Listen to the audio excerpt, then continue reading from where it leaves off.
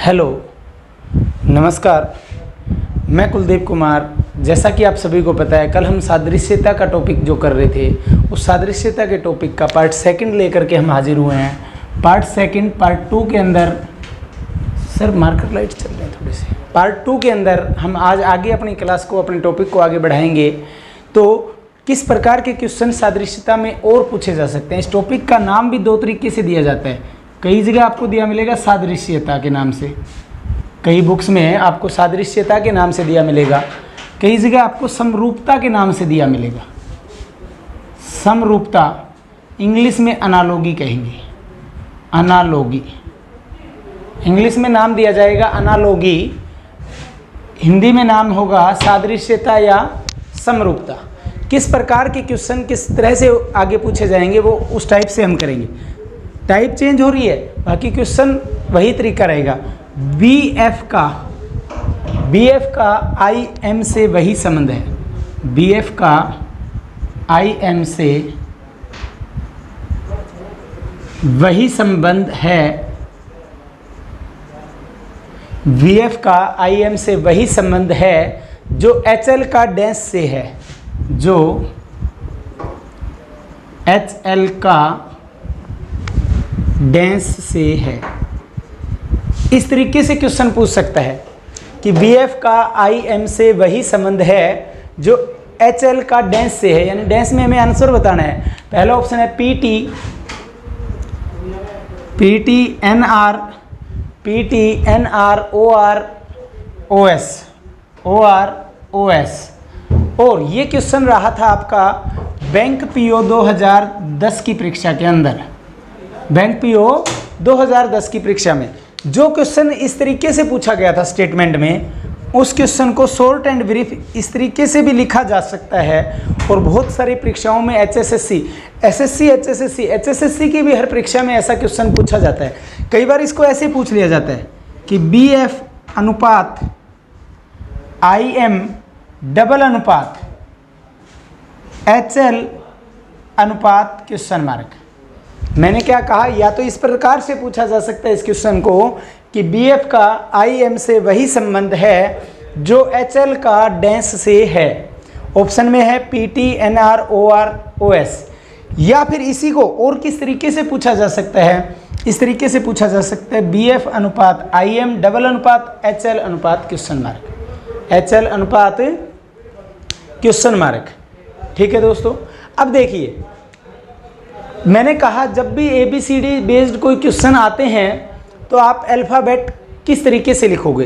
तरीका बताया था ना कि A से M तक एक लाइन में लिख लेना, ABCDEFGHIJKLM NOPQRSTUVWXYZ।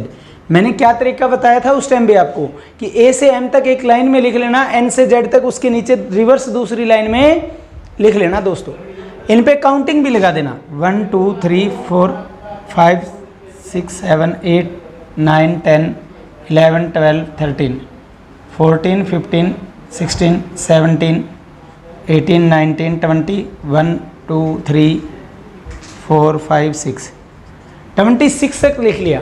मैंने क्या तरीका बताया दोस्तों कि A से M तक एक लाइन में लिखना, N से Z तक रिवर्स दूसरी लाइन में लिखना। ये तरीका बहुत आसान होता है, बहुत जगह काम आता है।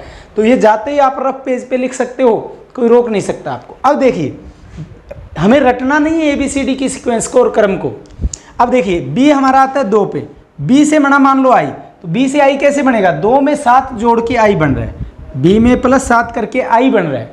सेम F कितने पे है, M 6 पे है, 6 में 7 जोड़ के कितना बनता है, 13। F से M बना, तो यानी दोनों अक्षर 7-7 प्लस होकर के बने हैं, 7-7 प्लस होकर के बने हैं। तो सेम H में अगर मैं 7 जोड़ूं, H में +7 करूं तो H कितने पे है, 8 पे, 8 और 7 15 होता है, 15 पे क्या है O, यानी H से तो बन गया O। सेम L में भी मैं 7 जोड़ूं, L कितने पे, 12, 12 और 7 क्या होता है 19, 19 पे क्या है S, तो OS। तो ऑप्शन क्या बन गया दोस्तों हमारा, OS बन गया। क्या बन गया, OS बन गया। तो अब आगे मैं शॉर्ट में लिखूंगा, पूरी स्टेटमेंट नहीं लिखूंगा। इस तरीके से भी पूछा जा सकता है, इस तरीके से मैं कुछ क्वेश्चन अलग से लिखवाऊंगा। प्रैक्टिस के लिए हम आज की इस क्लास में 8-10 न्यूमेरिकल करने वाले हैं जो प्रीवियस ईयर्स में आ चुके हैं। ज़्यादा प्रैक्टिस के लिए आपको कोई ना कोई बुक फॉलो करनी पड़ेगी, ठीक है। तो मैंने कहा BF का IM से वही संबंध है जो HL का डैश से है। तो मैं आगे की सारी स्टेटमेंट इस तरह पूरी नहीं लिखूंगा, आपको शॉर्ट में लिखूंगा, या 2 क्वेश्चंस जो हैं वो शॉर्ट में ही लिख देता हूं। यहाँ देखिए एक क्वेश्चन और मैं इसी फॉर्मेट के अंदर लिख देता हूं, ठीक है। अगला क्वेश्चन है कि JM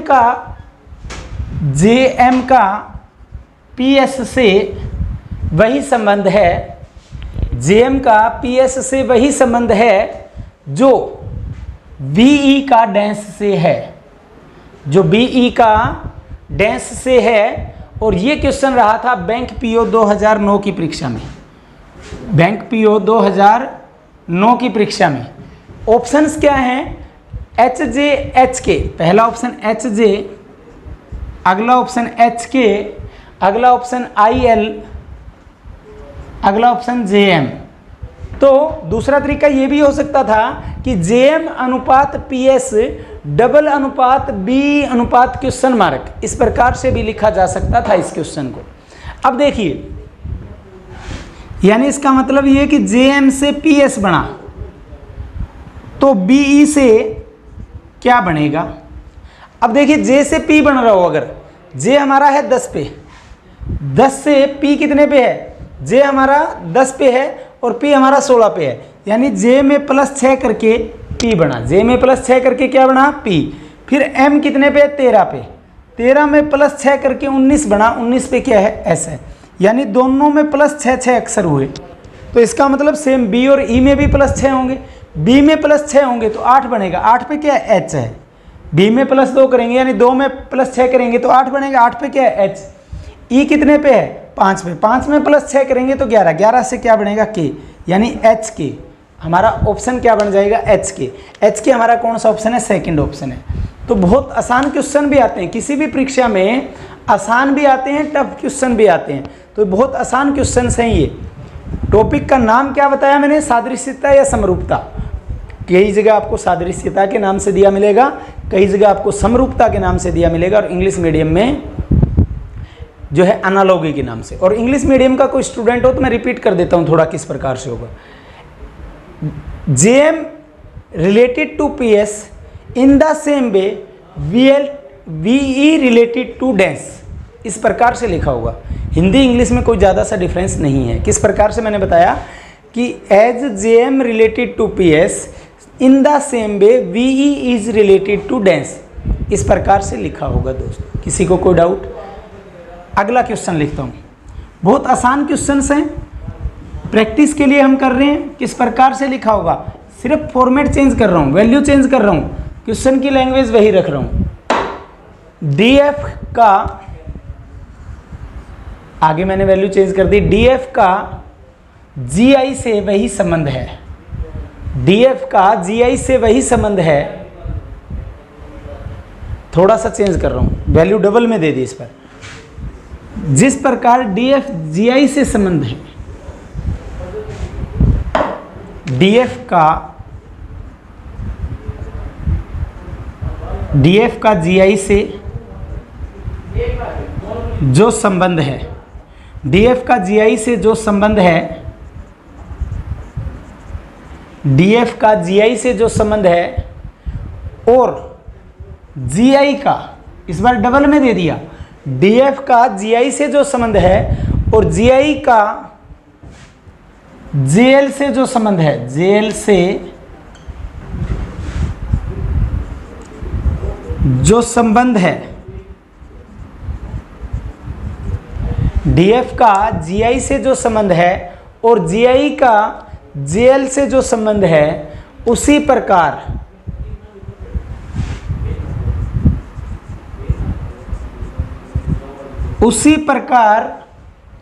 RT का डैश से संबंध है, उसी प्रकार RT का डैश से संबंध है,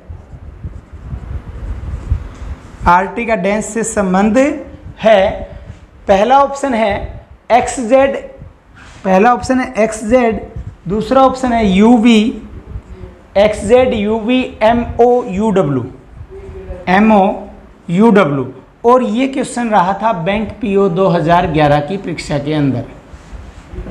तो कुछ ही नहीं, थोड़ा सा चेंज कर दिया, डीएफ का जीआई से संबंध दे दिया और जीआई का जेएल से संबंध भी दे दिया। उसी प्रकार से आरटी का संबंध आपसे पूछ लिया है दोस्तों, ठीक है, कोई ज़्यादा सा चेंजिंग नहीं है। अब देखिए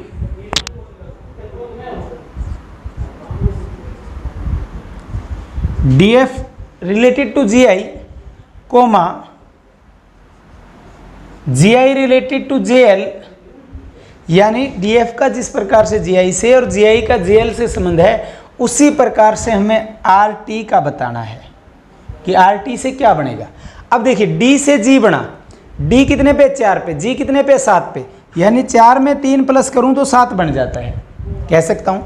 एफ से बना आई, एफ कितने पे है 6 पे है, एफ कितने पे 6 पे, 6 में 3 जोड़ा 9, 9 पे क्या है आई, यानी डी और एफ में 3 जोड़ने से जीआई बन गया, ठीक है।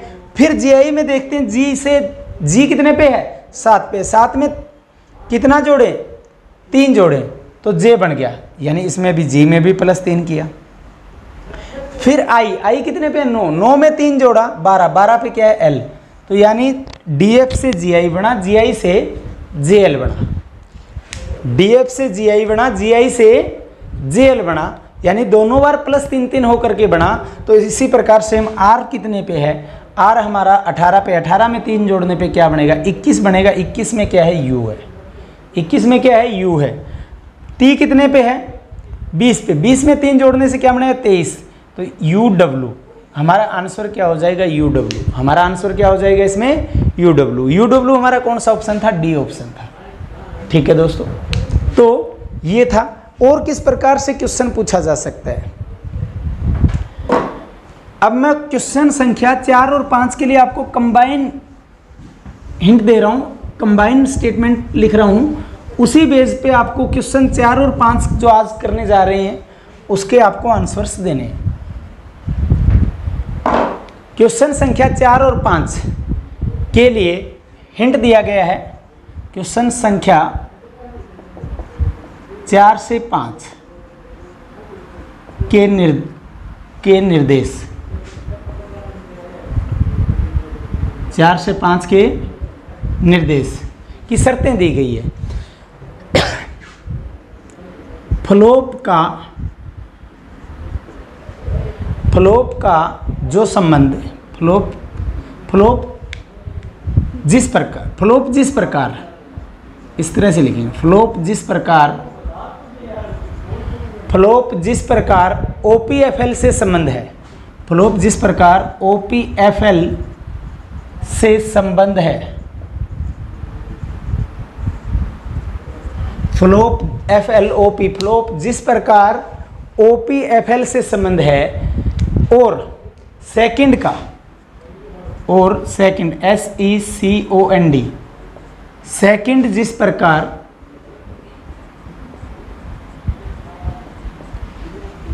फ्लोप जिस प्रकार OPFL से संबंध है, और सेकंड जिस प्रकार OND SEC से संबंध है, उसी प्रकार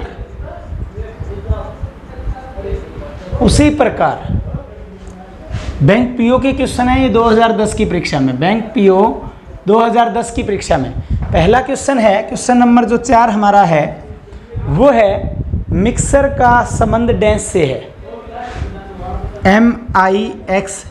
MIXTURE, मिक्सचर का संबंध डैश से है, मिक्सर का संबंध डैश से है, मिक्सर का संबंध डैश से है। पहला ऑप्शन है TUREMIX,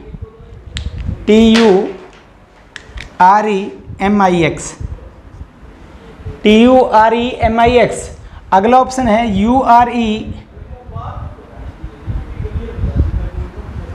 URE MIXT, URE MIXT, URET, URET MIX, URET MIX निर्धारित नहीं किया जा सकता। अगला ऑप्शन है निर्धारित नहीं किया जा सकता।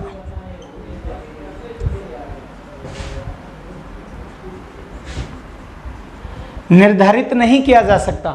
नन ऑफ दीज हर क्वेश्चन में ऑप्शन था, लेकिन हमने लिखा नहीं। अब देखिए दोस्तों, फ्लोप में 4 अक्षर हैं, FLOP में 4 अक्षर हैं। पहले लास्ट के 2 पहले लिख दिए, OP पहले लिख दिया, FL उसके बाद में लिख दिया। पहले OP लिख दिया, फिर FL लिख दिया। ठीक है दोस्तों। फिर सेकंड में 6 अक्षर हैं, 3 और 3 के जोड़े बन रहे हैं, तो लास्ट वाले 3 पहले लिख दिए, OND वाले 3 अक्षर पहले लिख दिए और SEC वाले 3 अक्षर बाद में लिख दिए। ठीक है दोस्तों। सेम उसी प्रकार से देखूं तो मिक्सचर में 7 अक्षर हैं, 3 और 4 का जोड़ा नहीं बन सकता, क्योंकि यहाँ पे 4 थे तो 2 के जोड़े बना लिए, 6 थे तो 3 के जोड़े बना लिए। अब 7 में तो 3 और 4 का या 4 या 3 के जोड़े बनते हैं, बराबर जोड़े नहीं बनते। तो कुछ स्टूडेंट सोचेंगे 4 को पहले लिख दिया, 3 को बाद में लिख दिया, वो आंसर ये टिक कर देंगे, लेकिन ये आंसर क्या हो जाएगा, गलत हो जाएगा दोस्तों। आंसर ये नहीं आएगा आपका। अब देखिए URE, कई सोचेंगे 3 आखिरी 3 एक साथ लिख दो और 4 को एक साथ लिख दो, वो भी हमारा गलत हो जाएगा, क्योंकि बराबर जोड़े बनने चाहिए। इसलिए ना तो ये बनेगा, ना ये बनेगा, ना ये बनेगा। इसलिए आंसर क्या आ जाएगा, निर्धारित नहीं किया जा सकता दोस्तों, निर्धारित नहीं किया जा सकता। सर मार्कर चेक करना प्लीज, कलर।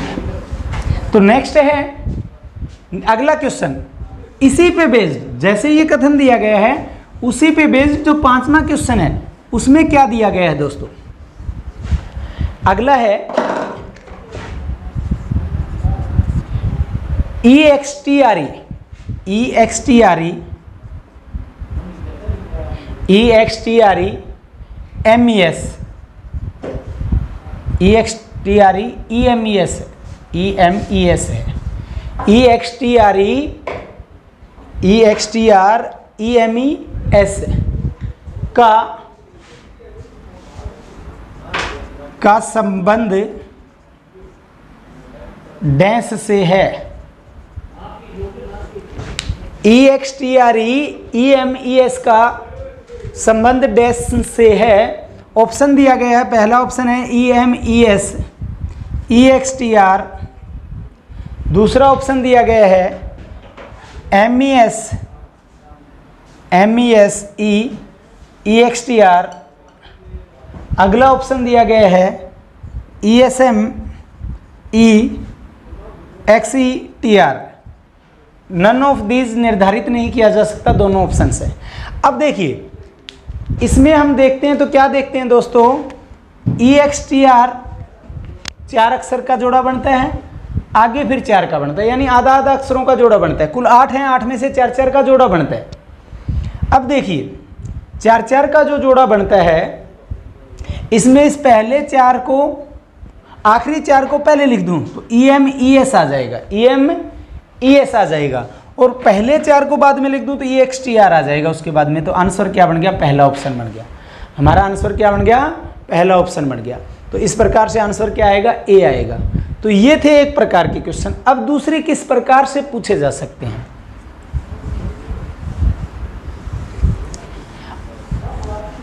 अब अगले क्वेश्चन को मैं पहले करवा चुका हूं वो टाइप, लेकिन कोडिंग डिकोडिंग में करवा चुका हूं, वो किस प्रकार से पूछा जाता है।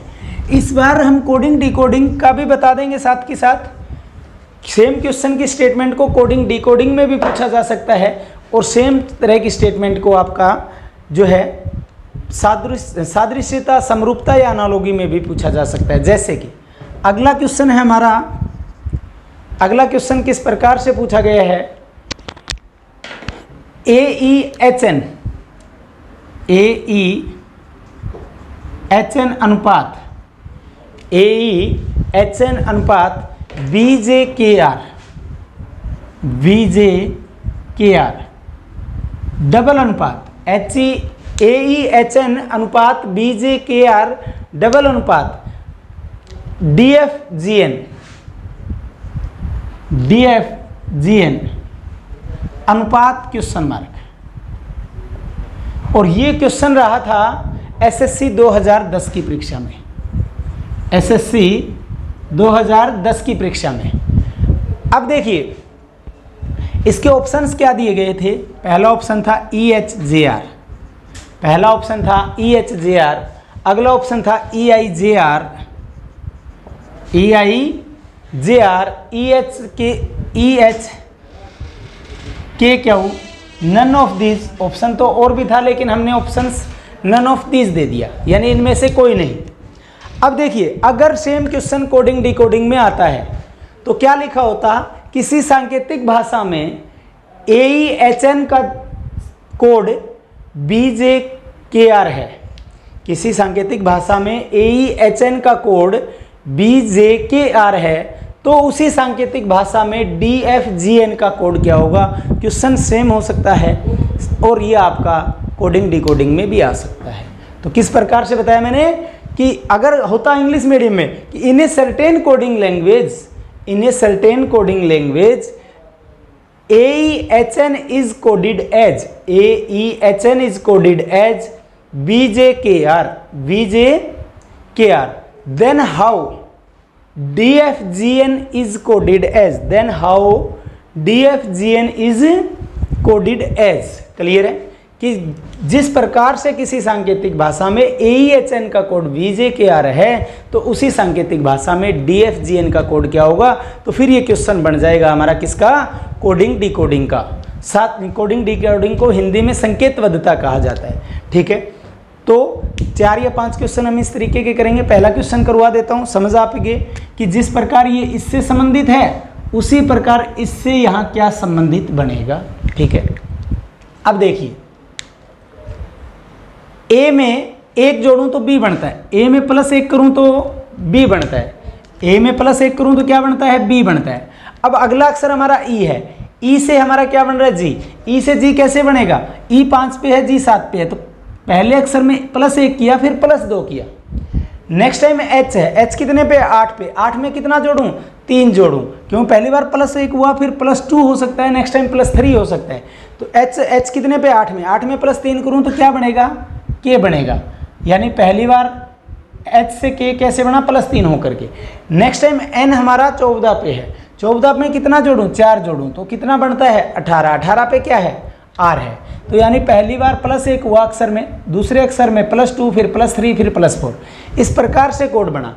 तो इस सेम इसी तरीके से D में +1 फिर +2 फिर +3 फिर +4 करेंगे और इस प्रकार से करेंगे तो फिर क्या बनेगा हमारा, D में +1 किया E हमारा हर एक ऑप्शन में है इसलिए ऑप्शन क्लियर नहीं हुआ। कई बार ऐसा भी होता है कि पहले ही अंक से या पहले ही अक्षर से हमारा आंसर क्लियर हो जाता है।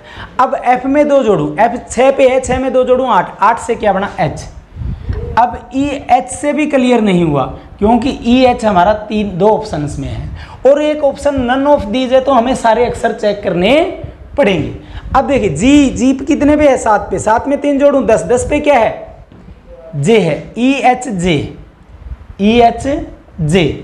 N में 4 जोड़ूं, N 14 पे, 14 में 4 जोड़ूं 18, EHJR कोड बन गया।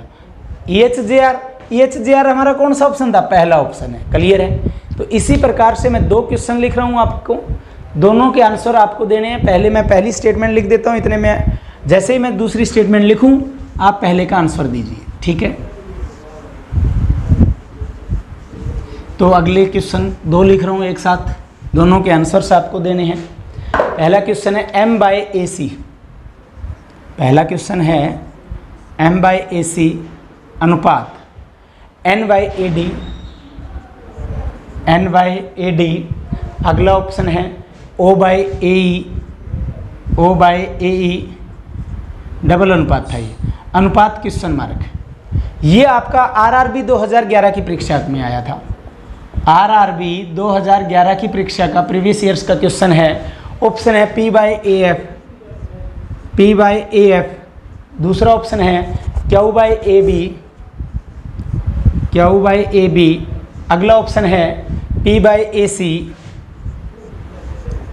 पी बाई ए सी, अगला ऑप्शन है R by A D, R by A D.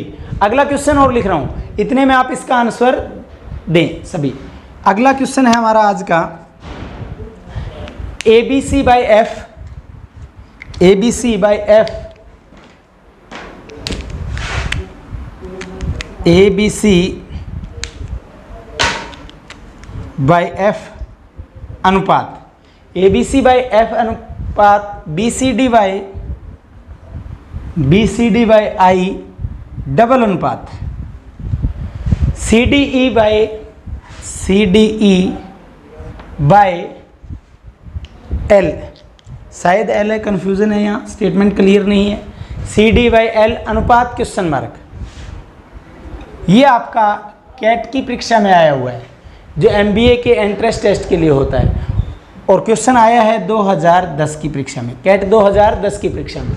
Option क्या है, D E F by O, पहला ऑप्शन है D E F by O, अगला ऑप्शन है D E F by N, D E F by N, अगला option है F D E D F by O, अगला option ले लिया हमने नन ऑफ दीज। क्लियर है? तो मेरे हिसाब से पहले क्वेश्चन में बहुत आसान कंसेप्ट है, आप सभी ने कर दिया होगा। तो देखते हैं क्या सीरीज चल रही है। ऊपर तो चल रहा है m में एक जोड़ के n, n में एक जोड़ के o, m में एक जोड़ के n, n में एक जोड़ के o, तो o में एक जोड़ करके हमारा ऊपर तो बन जाएगा p, n में o में एक जोड़ के ऊपर क्या बन जाएगा p, p हमारा दो ऑप्शन में है, इसमें भी है और इसमें भी है, तो अभी तक आंसर क्लियर नहीं हुआ। ठीक है, फिर नीचे का कंसेप्ट भी क्या देख रहे हैं, पहला अक्षर a है सभी में, पहला अक्षर क्या है, a है, तो नेक्स्ट टाइम भी a ही आएगा, और a भी दोनों में, इसमें भी है और इसमें भी है। फिर क्या देख रहे हैं, c में एक जोड़ के d, d में एक जोड़ के e, e में एक जोड़ के f, तो e में एक जोड़ के f बनेगा, तो p बाई ए एफ हमारा आंसर हो जाएगा, और p बाई ए एफ हमारा कौन से ऑप्शन में है, पहले ऑप्शन में। तो आंसर क्या हो जाएगा, ये ना होकर के p बाई ए एफ हो जाएगा। क्लियर हुआ? बहुत आसान सब्जेक्ट है। अब देखिए अगले क्वेश्चन को करते हैं, जो कैट के पेपर में आया हो। इसके बाद में 2 क्वेश्चन और लिखूंगा, जल्दी से आप आंसर कमेंट करके बताएंगे। देखिए ए बी सी है, नेक्स्ट टाइम ए कट गया, बी और सी आगे यहाँ से, और एक अक्षर और आगे बढ़ गया, यानी ए बी सी था पहले, ए बी सी में से ए कट गया, बी सी और साथ में डी आ गया, तो ए बी सी के साथ बी सी डी आ गया। नेक्स्ट टाइम सी डी तो आ ही गया और एक अक्षर आगे बढ़ गया, यहाँ से सी और डी आगे, सी डी ई, तो नेक्स्ट टाइम यहाँ से क्या आएगा, डी ई तो आएगा और साथ में एक अक्षर एफ आ जाएगा, D E F. D E F इस ऑप्शन में भी है, डी ई एफ इस ऑप्शन में भी है, तो हमें अभी तक क्लियर नहीं हुआ कि कौन सा ऑप्शन आएगा। डी ई एफ इसमें भी है, इसमें भी है। अब देखिए एफ कितने पे आता है, 6 पे, 6 में हम आई लेके आ रहे हैं, तो एफ में +3 किया, नीचे क्या चल रही है सीक्वेंस, +3 करके चल रही है, यानी एफ में +3 करके आई में आई हमारा 3 पे है, और आई में +3 करके क्या बन रहा है, एल बन रहा है, यानी एफ से +3 करके आई बना, आई में +3 करके एल बना, तो एल में +3 करके क्या होता है, एल हमारा 12 पे, 12 में 3 जोड़ा 15, 15 पे क्या है ओ, तो D E F by O हमारा ऑप्शंस क्या हो जाएगा, पहला हो जाएगा, D E F by O हो जाएगा। क्लियर हुआ? किसी को कोई डाउट कि किस प्रकार से D E F by O होगा? ठीक है, अब हम 2 क्वेश्चन और लिखते हैं, दोनों ही आरआरबी 2000, एक तो 10 में आया, एक 11 में आया। अगला क्वेश्चन हम लिखते हैं जो कि हमारा आरआरबी 2010 और 2011 की परीक्षा में आए हुए, तो बहुत आसान कंसेप्ट है, जल्दी सी सेम 2 क्वेश्चन लिखूंगा, पहले का आंसर देंगे, इतने में मैं सेकंड स्टेटमेंट लिख दूंगा। पहला क्वेश्चन है ए सी इजी अनुपात, ए सी इजी अनुपात I K M D, A C EG अनुपात I K M D double अनुपात P R T B, double अनुपात पी आर टी बी अनुपात क्वेश्चन मार्क। और ये क्वेश्चन रहा है आरआरबी 2010 की परीक्षा में, आरआरबी 2010 की परीक्षा के अंदर। ऑप्शंस क्या है, पहला ऑप्शन है GRUW, पहला ऑप्शन था GRUW, JLMP, दूसरा ऑप्शन है JLMP, तीसरा ऑप्शन है WXAC, और नेक्स्ट ऑप्शन है XZBD। तो जल्दी से आप आंसर्स कमेंट करके बताएं। लास्ट एंड फाइनल क्वेश्चन जो आज की क्लास का हम कर रहे हैं, पहला किस प्रकार से दिया, AZBY अनुपात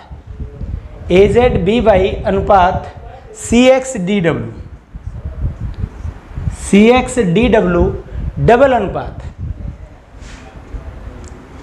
अनुपात EVFU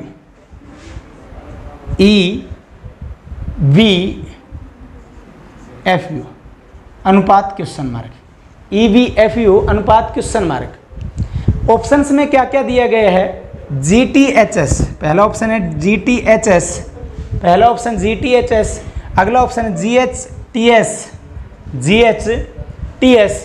अगला ऑप्शन दिया गया GSTH, अगला ऑप्शन है नन ऑफ दीज। दे रहा हूं मैं ऑप्शन। ये भी RRB की परीक्षा, RRB 2011 की परीक्षा में पूछा गया, RRB 2011 की परीक्षा में पूछा गया क्वेश्चन है। देखिए पहले क्वेश्चन में किस प्रकार से लॉजिक चल रहा होगा, क्या लॉजिक आपने लगाया, किसी ने बनाया आंसर अभी तक। अब देखिए ए आता है हमारा 1 पे, अगर ए से आई बना हो, ए 1 पे है, आई 9 पे, तो ए में +8 करके आई बना। ए से आई किस प्रकार से बन सकता है, +8 करके। सेम सी हमारा 3 पे है, सी किस पे है, 3 पे। अगर 3 से आर बनता हो, आर कितने पे है, अगर हमारा ए 1 पे था, 1 से हमारा 9 बना यानी आई बना। सेम सी हमारा 3 पे है, सी हमारा किस पे है, 3 पे है, और सी 3 पर है, 3 से क्या बना हमारा, के बना यानी 11, यानी इसमें भी +8 हुआ। पहले ए में भी +8 होकर के, ए में +8 होकर के आई बना, सी में +8 होके के बना, सेम ई में +8 होकर के, ई में +8, ई कितने पे है, 5 पे, 5 में +8 करेंगे 13, 13 से क्या बना, एम बना। नेक्स्ट जी कितने पे है, जी हमारा 7 पे है, 7 में +8 करें तो 15, 15 पे क्या है, आई के एम, डी नहीं है, फिर ये गलती से डी लिखा गया, ओ है, क्योंकि सभी में +8 हो रहा है। तो जी कितने पे हमारा, जी कितने पे, 7 पे, 7 में +15 होके ओ बनेगा। तो ये मिस्टेक थी प्रिंटिंग में, डी नहीं था ओ था, ठीक है, इसे ठीक कर लेना। अब देखिए सेम इनमें भी 8 जोड़ेंगे, सभी में, पी में 8 जोड़ेंगे, आर में, टी में, बी में, तो हमारा क्या बनेगा। अब पी कितने पे है, पी हमारा 16 पे है, 16 में 8 जोड़ेंगे 24 बनेगा, 16 में 8 जोड़ेंगे 24, 24 पे क्या है, एक्स, यानी पहला पी से कोड बनेगा एक्स, पी का क्या बनेगा, एक्स। सेम आर, आर कितने पे है, 18, 18 में 8 जोड़ेंगे तो क्या बनेगा, 26, 26 पे क्या है, जेड, यानी आर से जेड बना। फिर टी, टी कितने पे है, टी 20 पे है, 20 में 8 जोड़ेंगे तो 28 बन जाएंगे, जबकि अक्सर ही हमारे कितने हैं, 26। तो उसके बाद में 27वां ए को मानेंगे और 28वां किसको मानेंगे, बी को, यानी यहाँ से अक्सर पूरे होने पर सीक्वेंस को ऐसे घुमा देंगे। तो टी हमारा 20 पे था, 20 और 8 28 होता है, 26 तो ये हो गया 27, 28, 28 पे क्या है, बी, यानी X Z B. Important question है, क्योंकि अक्सर पूरे होने के बाद में बच्चे कंफ्यूज हो जाएंगे कि सीक्वेंस किस प्रकार घूमेगी। क्लियर है, तो ये बी वाला कंसेप्ट थोड़ा ध्यान रखना। अब बी फॉर बैन हमारा कितने पे है, 22 पे है, कितने पे है, 22 पे, 22 में 8 जोड़े तो हमारा कितना बनता है, 30, तो 26 तो ये हो गए, 27, 28, 29, 30, क्या आएगा, डी, यानी X Z B D. X Z B D हमारा किस ऑप्शन में था, ये हमारा डी ऑप्शन के अंदर था, ये किस में था, डी ऑप्शन में। अब करते हैं हम आज का हमारा लास्ट एंड फाइनल क्वेश्चन, किस प्रकार से हो रहा है। अब देखिए अगर ए से सी बनता हो तो ए में +2 करके सी बन रहा है, ए में +2 करके सी बन रहा है, जेड से हमारा एक्स बन रहा है, जेड से हमारा क्या बन रहा है, एक्स, यानी जेड से -2 जा रहे हैं। पहली बार +2 होकर कोड बना, नेक्स्ट टाइम -2 होकर के कोड बना, नेक्स्ट टाइम बी है, बी में +2 करें, बी में +2 करें, यानी बी 2 पे है, +2 करें तो 4, यानी +2 -2 +2 फिर -2 होना चाहिए नेक्स्ट टाइम। वाई में -2 करें तो क्या बना, डब्लू, यानी +2 फिर -2 फिर +2 फिर -2। अब देखिए B Z A Z B Y से AZBY से CXDW कोड बना, तो उसी प्रकार इसमें +2 करेंगे पहले, फिर -2 +2 -2 को ये सीरीज चलाएंगे। अब देखिए E में +2 करेंगे, E में +2 करेंगे तो क्या बनेगा G, क्या बनेगा G। B में -2 करेंगे तो हमारा क्या आएगा T, GT। GT हमारा इस ऑप्शन में है, तो लगभग ऑप्शन ये बन जाता अगर ऑप्शन में क्या ना होता, नन ऑफ दीज नहीं होता, फिर हमें पूरा करने की आवश्यकता नहीं थी। अगर नन ऑफ दीज ऑप्शन में है तो हमें इसको पूरा सॉल्व करना पड़ेगा। F में +2 करेंगे तो क्या बनेगा, F में +2 करेंगे तो H बनेगा, क्या बनेगा H। नेक्स्ट U में -2 करेंगे, U 21 में से -2 किया 19, 19 पे क्या है S है, तो GTHS। GTHS हमारा किस ऑप्शन में है, ये हमारा फर्स्ट ऑप्शन में है। तो ये हमारा सेकंड पार्ट था। इसके बाद में हम एक पार्ट और लेकर के आएंगे अगली क्लास के अंदर, समरूपता के अंदर, क्योंकि हमारा यहाँ टारगेट ये है कि आपको ज़्यादा से ज़्यादा क्वेश्चंस कराए जाएं प्रीवियस ईयर्स के जितने भी बनते हैं, साथ के साथ हर टाइप का क्वेश्चन कि किस टाइप से सादृश्यता का क्वेश्चन आपसे पूछा जा सकता है। अदरवाइज ये चीज़ तो मैंने आपको कोडिंग डिकोडिंग में भी करवा दी थी, मैंने वहाँ भी बताया था कि सेम स्टेटमेंट आपकी कोडिंग डिकोडिंग में भी आ सकती है, सादृश्यता या समरूपता में भी आ सकती है। ठीक है, तो आज की क्लास में हम इतना ही करेंगे, इसके बाद में एक क्लास इस चैप्टर की और लगनी है। तो आज की क्लास में इतना ही। अगर आज की ये क्लास आपको पसंद आई तो इसे लाइक अवश्य करना, जितना हो सके ज़्यादा से ज़्यादा शेयर करना, और अभी तक चैनल को सब्सक्राइब नहीं किया तो चैनल को भी अवश्य सब्सक्राइब करना। दोस्तों आज की क्लास में इतना ही, धन्यवाद, जय हिंद।